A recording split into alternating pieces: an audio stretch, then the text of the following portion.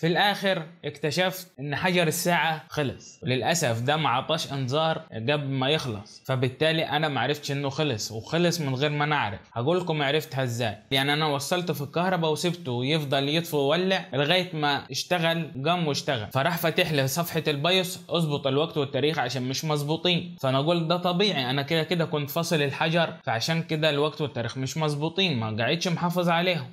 فرحت ظابطهم وشغلت اللاب واشتغلت، خلصت اللي انا عايزه وقفلت الجهاز وقلت الحمد لله اشتغل. المهم بعد ما قفلت اللاب واشتغلت بيه شويه وخلصت اللي انا عايزه اللي كان معايا وخلصته، طفيت اللاب وجيت اشغله تاني عشان يشتغل، برضو ما اشتغل، عمل نفس القصه. برضو سبته شغال شويه، ما رضيتش افصله من الكهرباء على طول، ما خفتش عليه، جمدت قلبي شويه، قلت ما دام اشتغل اكيد هيشتغل تاني. راح يشتغل فعلا، راح جايب لي صفحه الوقت والتاريخ تاني مش مظبوطين. هنا اتاكدت ان الحجر فضي، او يعني حجر الساعه اللي بحافظ على الوقت والتاريخ فضي، لان هو انا كنت ظابطهم وهو الحجر شغال، كان المفروض يحافظ عليهم. ما دام ما حافظش عليهم يبقى الحجر فعلا فضي.